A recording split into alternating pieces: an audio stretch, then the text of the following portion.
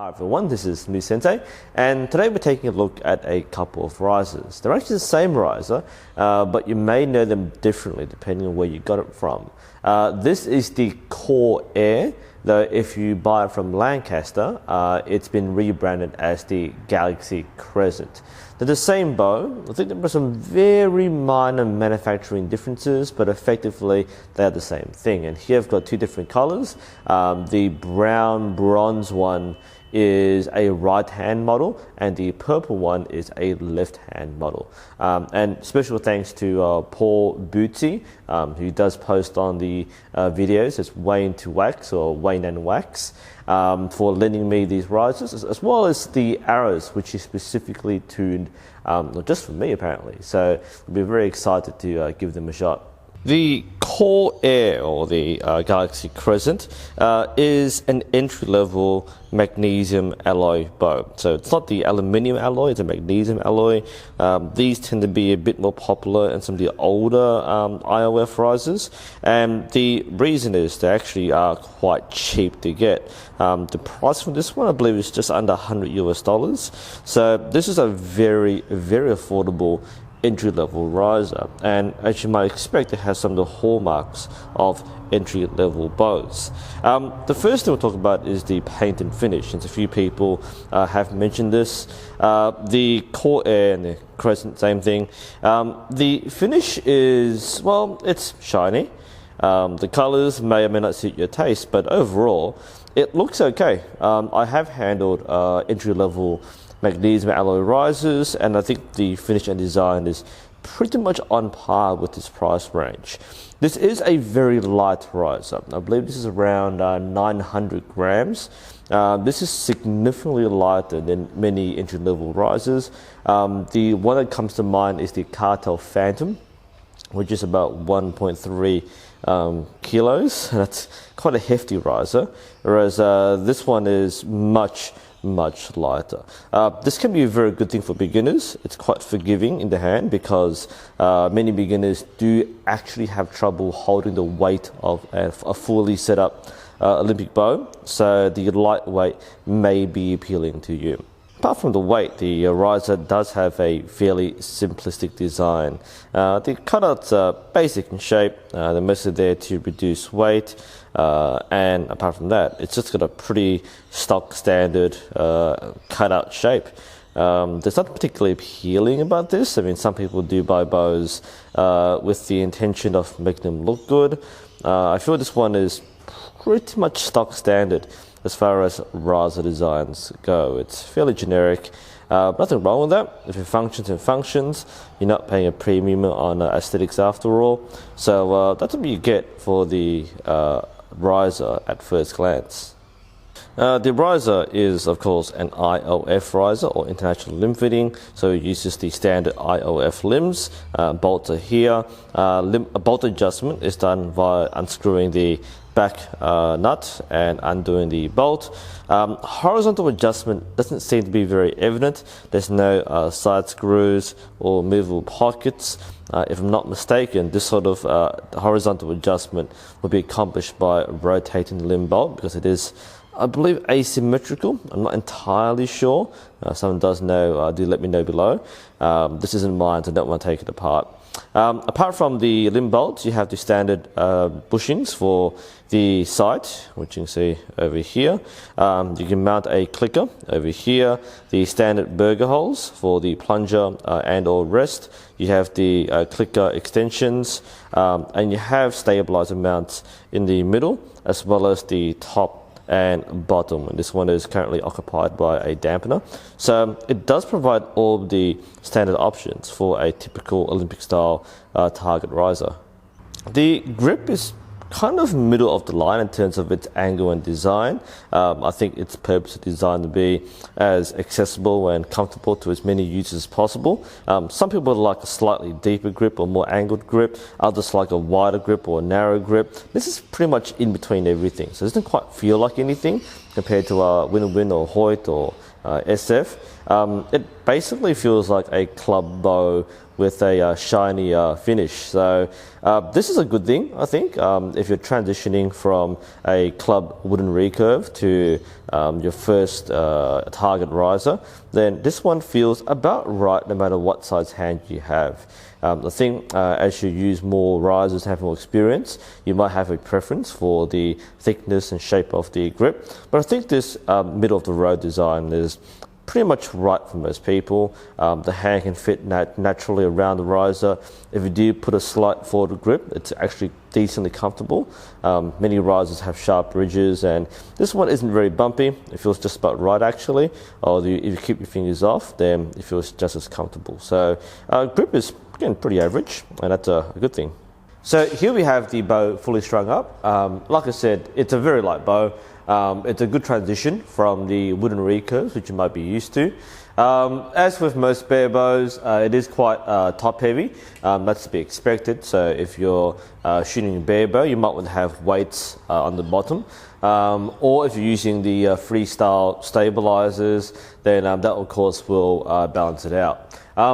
I will take something back. I did say that the front of the bow was comfortable. Actually, no, it's quite blocky. Not a big deal, since if you're using correct target technique, then you wouldn't really be holding onto the bow. But if you do prefer keeping your fingers on it, then it is a little bumpy when you hold it here. But otherwise, it feels pretty comfortable. My initial impressions from just holding it are, it's definitely not one of those super heavy, dense, dead weight bows, which I've reviewed previously. So with that said, let's give the Core Air a shot. So I'm using a set of 24-pound SF Axiom limbs, which are, again, one of the more popular beginner limbs. And I'll be using Victory VAP 1100 spined arrows, which I've been told by Bootsy. Very, very well tuned. Not sure we got my draw length exactly right, but I will take his word for it, and we'll see how this shoots. I'll be gap shooting. I don't have a bare bow string walking reference point yet. I'll get that sometime soon, but we'll gap shoot around 10 meters, so this shouldn't go too wrong.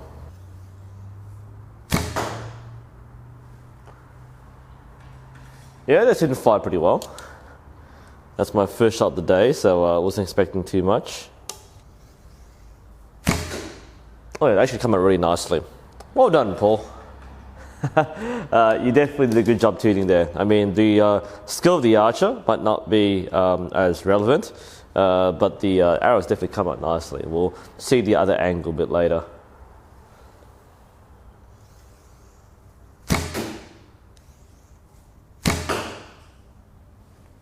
Looking good. Looking good. The feedback's actually quite nice, considering this is pretty much bare bones with no stabilizers and a very lightweight. It actually does feel just about right.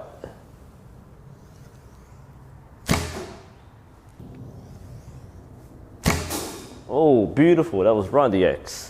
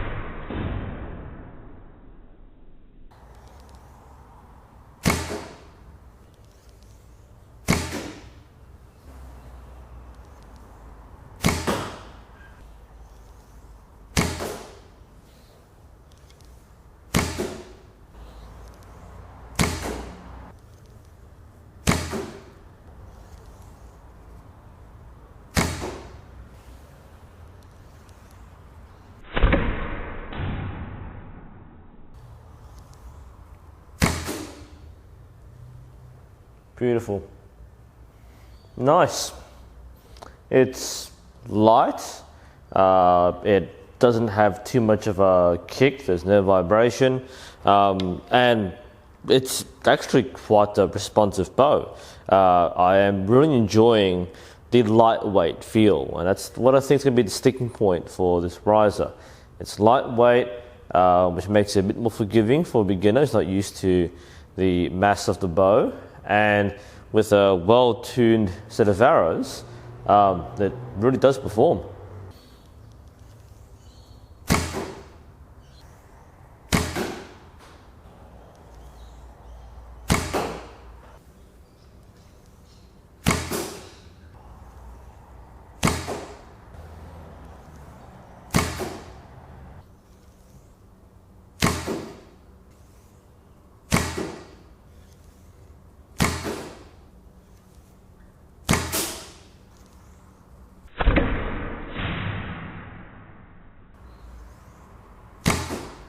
In case you're wondering what I'm doing, I'm using a gap shooting method. Normally at close distance I would shoot instinctive, but I'm getting to the habit of trusting the gap more than my instinct. And what I'm doing is, from my point of view at full draw, the tip of the arrow is actually touching at around this area here.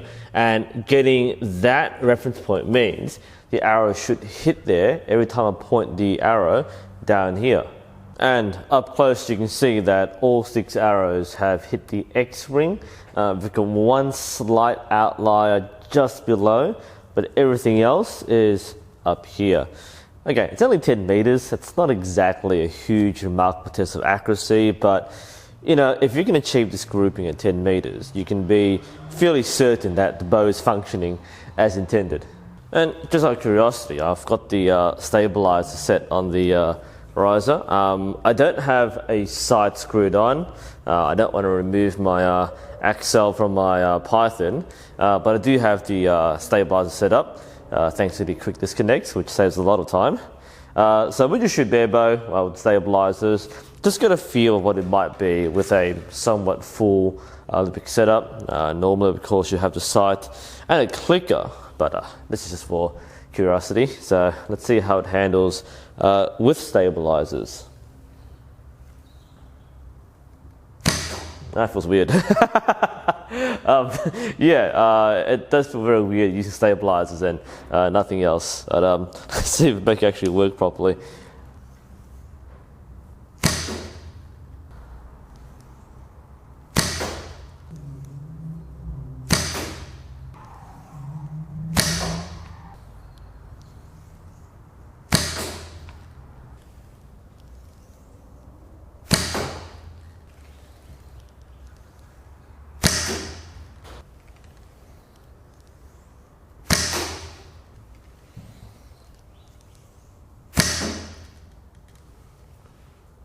I mean, yeah, it works.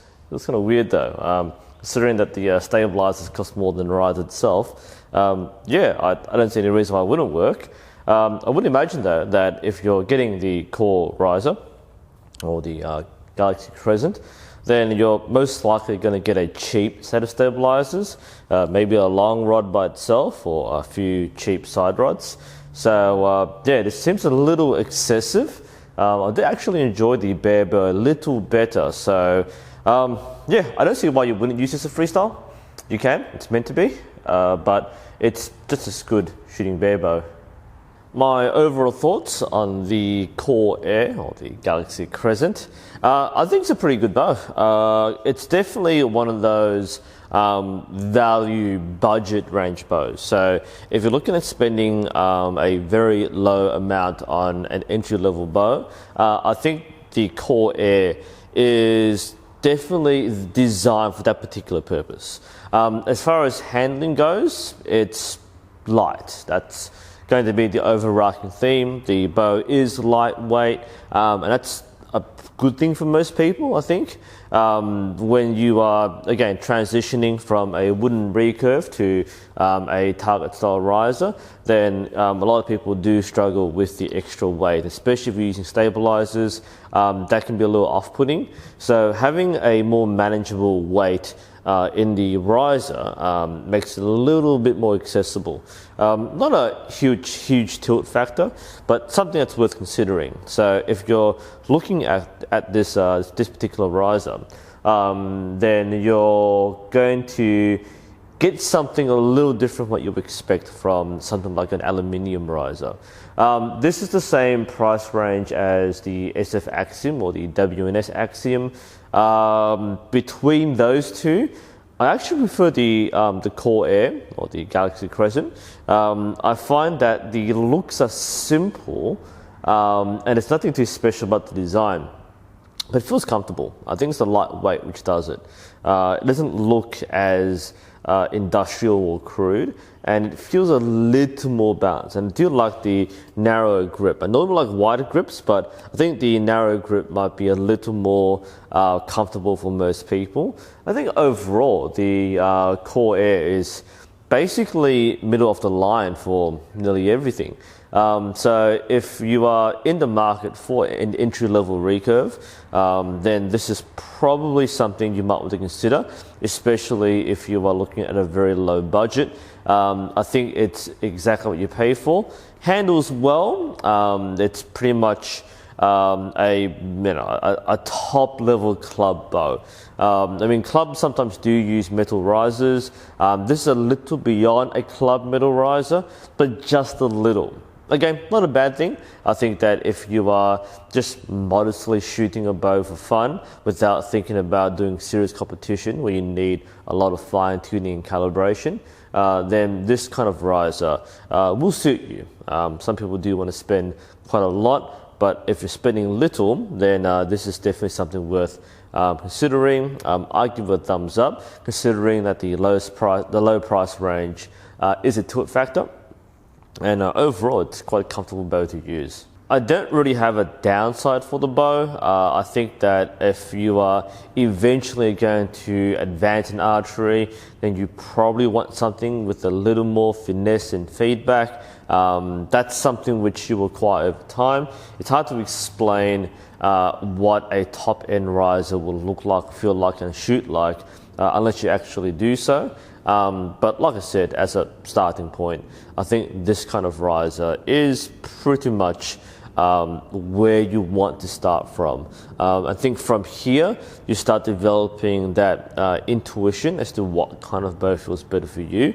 I think this is just your average standard starting point. And I think it's a good reason why people might want to veer towards this sort of bow as a first bow.